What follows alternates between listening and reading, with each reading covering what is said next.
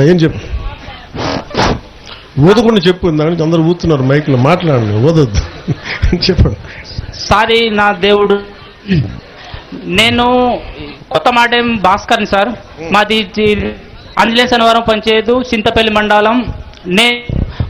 నేను హైదరాబాద్ సంస్థలు పనిచేశాను సార్.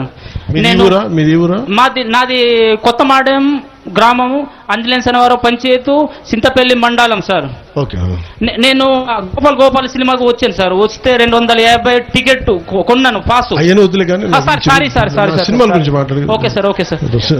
అంటే నాకు 3 గ్రామాలు ఉన్నాయి సార్. ఆంజనేయ శనివారం పంచాయతీ,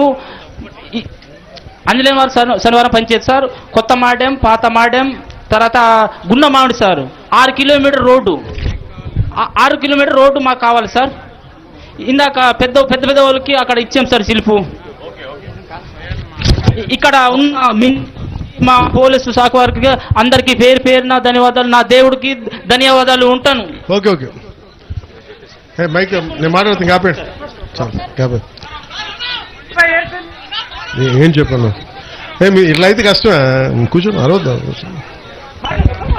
ఏంటి సమస్య ఏంటి చెప్పండి, దేని గురించి? సార్ నమస్తే సార్, నేను లోకల్ జనసేన లీడర్ సార్. మీకోసం నేను నడిచి వచ్చాను సార్. నేను నడిచి వచ్చాను. కానీ ఒక విషయం సార్, విని చెప్పాను. మీరు గొడవ పెట్టకుండా మామూలుగా మాట్లాడండి. మా లోకల్లో మరి రోడ్లు పడలేదు సార్, చాలా మంది బాధపడుతున్నారు. అదే కదా, రోడ్లు ఒకేసారి ఎలా వేస్తాం? మరి 1 by 1 రోడ్లు వేస్తాం కదా సార్. వేయించాలని కోరుకుంటున్నాను సార్. ఖచ్చితంగా. ఇంకొక విషయం సార్, పెన్షన్తో బాధపడుతున్నారు సార్. పెన్షన్ కావాలి సార్, పెన్షన్. తర్వాత ఆర్టీఆర్లో బాధపడుతున్నారు సార్. సిఆర్టీలు కొందరికి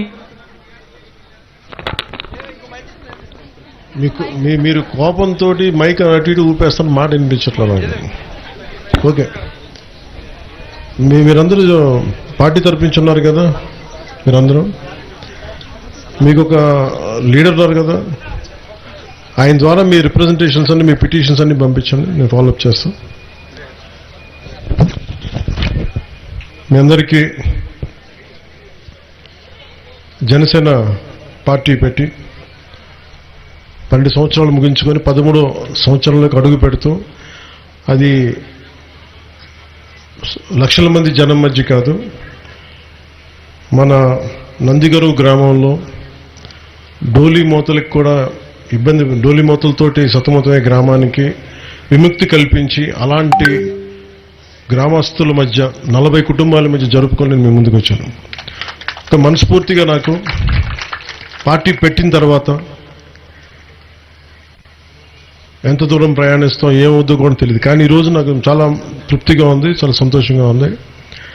ఒకళ్ళని తలుచుకుంటే మీలాంటి యువత, ప్రజానీకం, ప్రజలు, అన్నదమ్ములు, ఆడపడుచులు మీరు మద్దతుగా ఉంటే 70 సంవత్సరాలుగా రోడ్డు లేని ఈ రోడ్డుకి ఒకసారి ఫోటోలు చూస్తే ఇది ఏ రోడ్డా అని చెప్పి దాని మీద కామెంట్స్ కూడా ఉన్నాయి. నేను కూడా అడిగాను, మన ఉన్నతాధికారులు కూడా అడిగాను, మన ప్రిన్సిపల్ సెక్రటరీ గారిని కూడా, సార్ ఇది నిజంగా రోడ్డు వేసారా లేదంటే ఏఏలో క్రియేట్ చేశారా అని.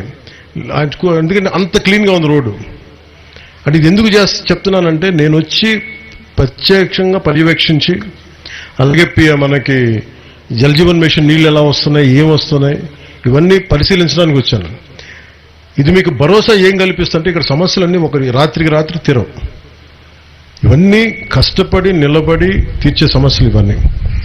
మేము ఈరోజు మీకు ఈ భరోసా ఏం కల్పిస్తే, రోడ్డు వేసినప్పుడు మీకు ఒకటే భరోసా ఏం కల్పించాలంటే, ప్రధానమంత్రి గారి సహకారం కానీ, ఈ రోజున ఈ పర్టికులర్ పథకం పూర్తిగా 90% కేంద్ర ప్రభుత్వం ప్రధానమంత్రి గారి నేతృత్వంలో జరిగే నిధులు, వారు ఇచ్చే నిధుల నుంచి ఈ రోడ్లు వేయగలిగాం.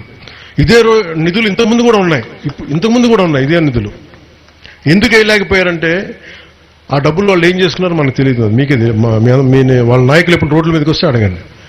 మనం అదే నిధుల్ని మళ్లించకుండా, ఇది మన పర్టికులర్లీ పీవీటీజీ గ్రూప్స్కి ఇవ్వాలి, వారి అభివృద్ధికి తోడ్పడాలన్న ఒక్క సదుద్దేశంతో ఈరోజు వచ్చి వాళ్ళు 5 సంవత్సరాలు ఉన్నారు, ఒక్క రోడ్డు వేయలేకపోయారు. ఈరోజు మనం వచ్చి మనం దాదాపు 200 మన పార్వతీపురం ఎన్ని చేసాం sir? How many kilometres we laid?